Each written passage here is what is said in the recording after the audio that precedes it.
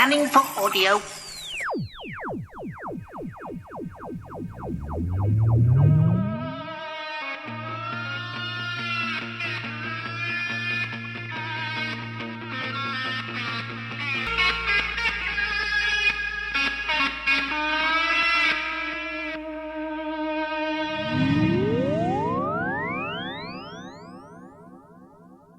Hello, welcome to show 600 of the Tin Dog Podcast.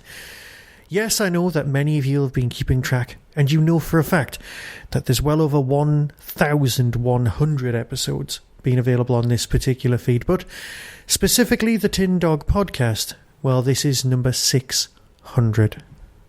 Thank you very, very much for sticking with me from the beginning, and those of you who have joined me on the way, I'm very, very grateful.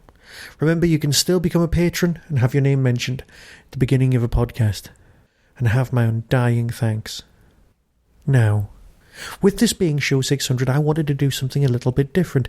I've been doing a lot of interviews of late, so it wasn't going to be one of those.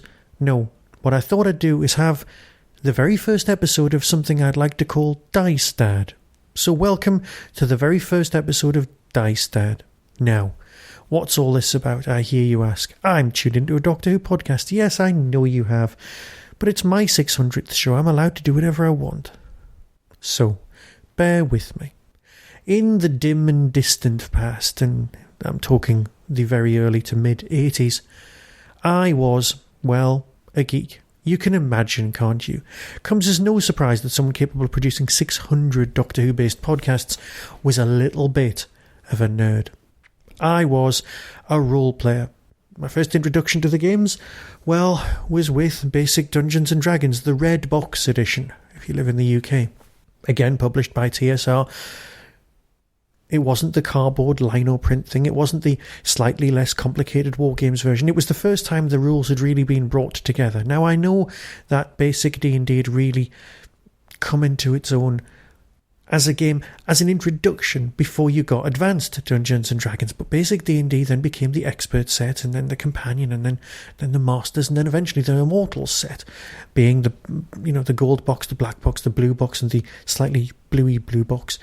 But yeah, you know the ones. But you always started with the red one. Now, we didn't have a lot of money round our way, but I was a member of a drama club, and we had a photocopier, so I photocopied a few pages from the player's manual and went for it. Now, I was also dyslexic, so working my way through something, even 64 pages, was a monumental feat for me at the time. Yes, these days I have coping strategies, a yellow background, actually concentrating, not giving up, that kind of thing. But, you know, I was young. I was about 12. I was the ideal age for this sort of thing. So, I then went on to join Wall's End Adventure Role Players. Games Workshop at the time would sell some fantastic stuff. Actual games made by other people. If anyone's been into a Games Workshop these days, that will come as a bit of a surprise that they sell games made by other people. The sort of thing that you now see in the shop Travelling Man. So yes, just like through podcasting I've met some fantastic people, through role-playing I met some brilliant people. People like David Pickering, who was admittedly murdered by his landlord. Or my best friend of all time, Andrew Barber. Andy Barber, yes. Who died of leukemia almost 10 years ago. And I miss almost every day. And of course, some other people who haven't died to the best of my knowledge. Seriously though, they were brilliant times. Sundays in Blythe and then in Wallsend. Well, it was actually Walkergate Community Centre. But it was Wall's End Adventure Role Players, or WARP as it was known. They had a little knight character on their business card, and their business card was pinned up on the wall in Games Workshop, and people would come literally from miles in order to play our games. There were people who seemed so much older than us, people who were, 40 odd, all having a laugh. This is where I discovered other games like my all-time favourite Call of Cthulhu, Paranoia, Middle-earth adventure role-playing, whose books seemed so incredibly dense and complicated that I wasn't going to touch it with a barge pole. Yes, a lot of people played AD&D, but there were still Dungeons and Dragons going on, and Golden Heroes. Yes, I had some brilliant times playing Paranoia, and me and Andy had such a laugh that we were eventually not allowed to play in the same teams. at the same tables because we would just descend into howls of laughter. All of my initial drama training from an exceptionally early age, the improvisation, the characterization, all of that was coming into play instantly. The storytelling techniques that I use today in my writing all were honed in these sessions. Role-playing and drama sessions became part of me. They became literally an extension of my own psyche. I'm not saying anything bad or anything like that, but I loved role-playing. But, like most hobbies, other things come along. They push things out. You only have 24 hours in the day. I had a job eventually. I went to university. But these important moments stayed with me, and I thought about them every so often. I hadn't role-played for literally decades. And then my wife was sat on the sofa and I was sat on the floor, and we were playing Xbox Hobbit with my daughter. I was guiding them through, giving them hints and tips off the internet about what to do, and then we'd all change controllers, and it was all fun. And then she said, "You know what? Why don't you run a game of something for us?" And I thought, actually, that's not a bad idea. Now, like I said, my favourite game of all time was Call of Cthulhu, but there's no way I'm going to subject a 7-year-old to the incredible dark horrors of the universe. How was I going to approach this? Even on Dungeons & Dragons, the book says 11 and up. And, let's face it, I'd forgotten quite a lot.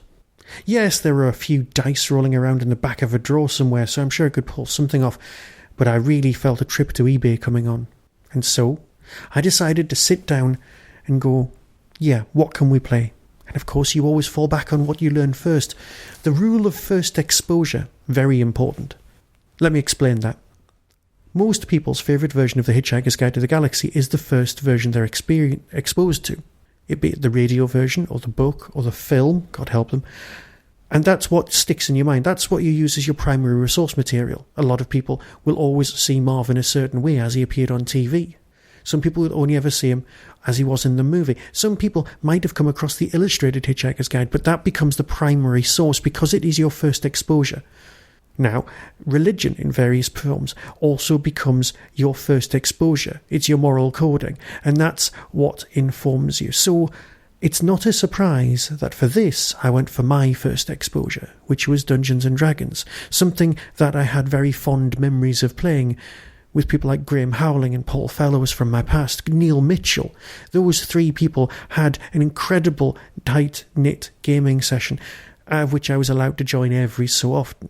But their characters developed right through Masters. They were something like 20-odd levels by the time they were hitting their GCSEs. And yes, my age, we were the first people to do GCSEs, but that's not important. So, I hit the internet and I have some ideas. And I'll talk about those in the next Dice Dad session. So until then, be seeing you. On the 3rd of September 2016, Hooverville 8 will be with us. Possibly the friendliest convention in the whole of the UK. This year's guests include, but are not limited to, Kai Owen from Torchwood, Michael Jason from Doctor Who, the Valiard himself, Katie Manning, Joe Grant, Eric Sayward, Sophie Aldred, Good Old Ace, and Matthew Dale. For more information and to book your ticket, visit the Derby Quad website, www.derbyquad.co.uk, derbyquad.co.uk.